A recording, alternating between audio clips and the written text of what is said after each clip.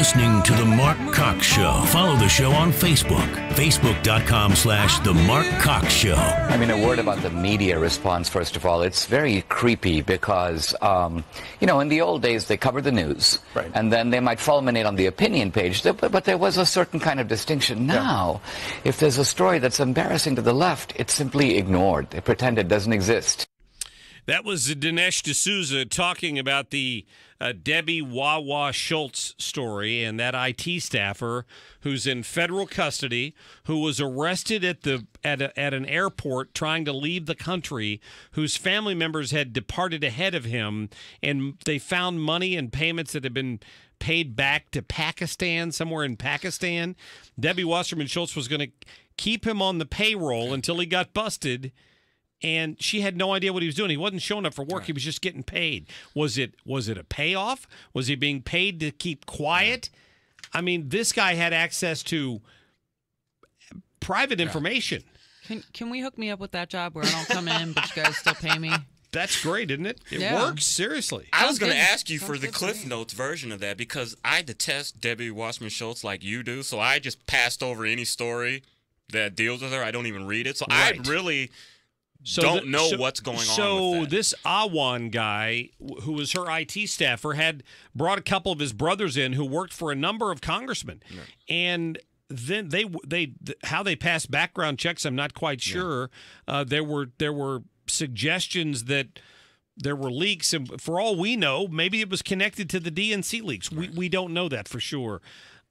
But long after the brothers had been run out of the government, this guy was still hanging around, and the Capitol Hill police took one of his laptops out of her office that he'd been working on and wouldn't give it back. Okay. And Debbie Wasserman Schultz went to the Capitol Police, and somebody videotaped it. She went to the Capitol Police, and she was demanding that the guy give the laptop back and demanding to know why and basically threatening him with consequences if he didn't. Now, this is before the guy was arrested. Okay. Listen to what his response was. Hold on. Here we go. This is in this case, and I think that, working through my counsel and, the necessary personnel, if that in fact is the case, and with the permission of, through the investigation, then we'll return the equipment. But until that's accomplished, I can't return the equipment.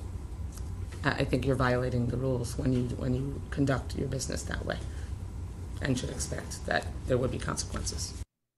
Wow. She basically threatens the guy with consequences because he won't give this laptop back. Now, what was on that laptop that Debbie was so worried about? If it belonged to her IT staffer. Now the guy is facing federal charges.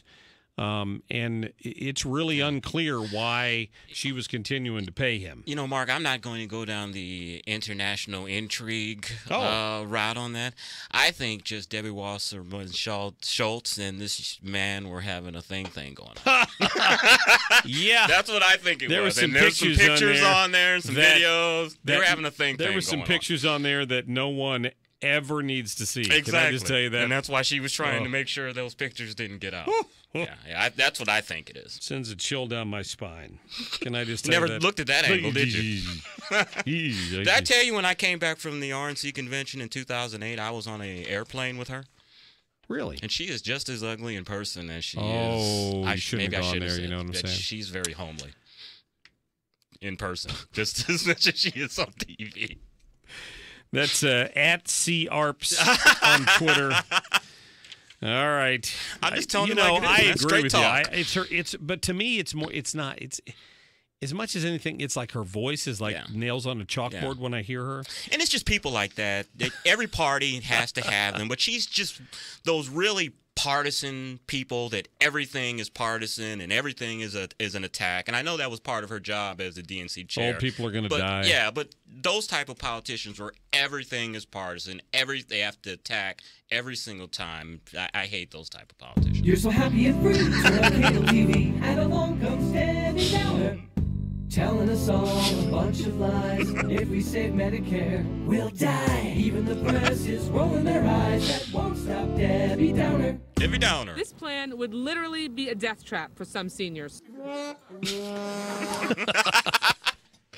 One of my favorite drops of all time. So locally here, I got to ask, I've not talked about this story. I don't know if you guys talked about it on Friday or not. But we get this heat wave in St. Louis, and suddenly there are protesters being arrested outside of the Workhouse down on Hall Street. Yes. And it's a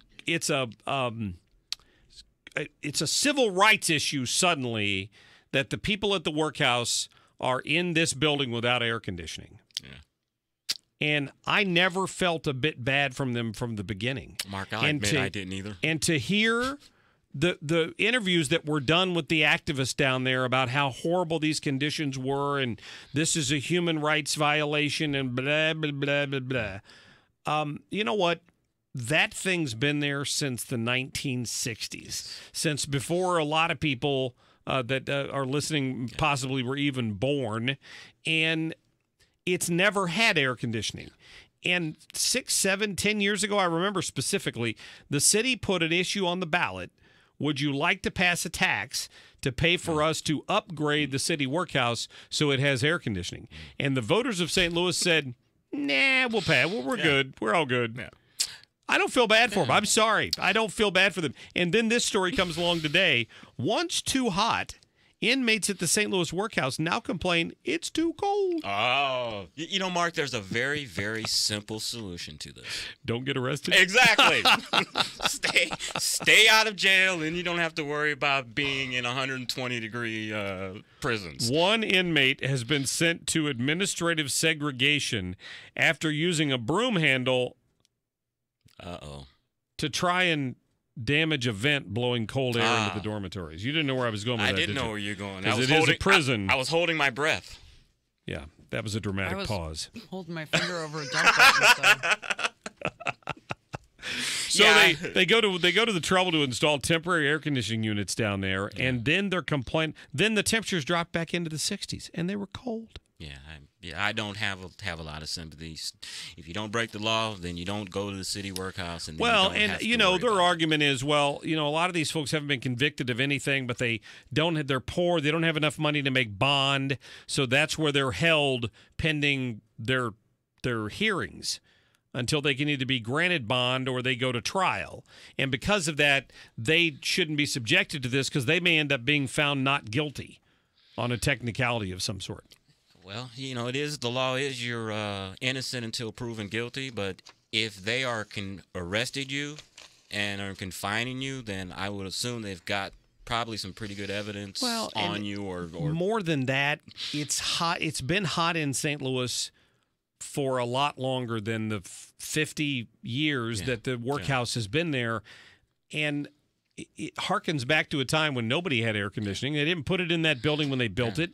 And the taxpayers opted out of air conditioning it a few years ago. I'm sorry. Or you just say, hey, go cry to somebody else. Or just say, hey, we used to pick cotton in this weather back in the day, and we made it okay, so buck up. We made it. Buck up. I listened to the Glover folks talking about that one day with an article about people sleeping out in the open in city parks.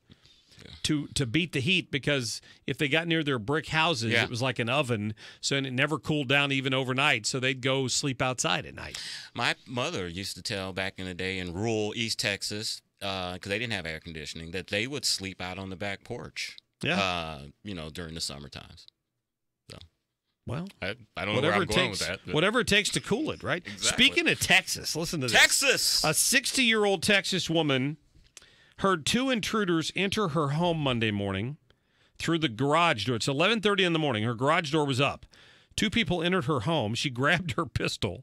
She shot one of them dead, found the guy dead in the front yard with a gun next to him, and the other one jumped a fence, but they think he might have been wounded. When they ask her, a neighbor, what happened, she wasn't surprised at all. She goes, you know what, really, that's how we are. That's just Texas. Hey, if you're dumb enough to go into someone's home, you're going to get shot.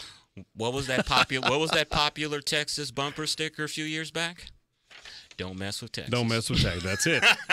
That's it. So the woman was not injured, and they're still looking for the second intruder, who is a man in his 20s wearing dark clothing and red underwear. I guess it must have been sticking out or something, or she wouldn't have known what color Maybe that'll it was. cover up the blood since he got shot in the rear end.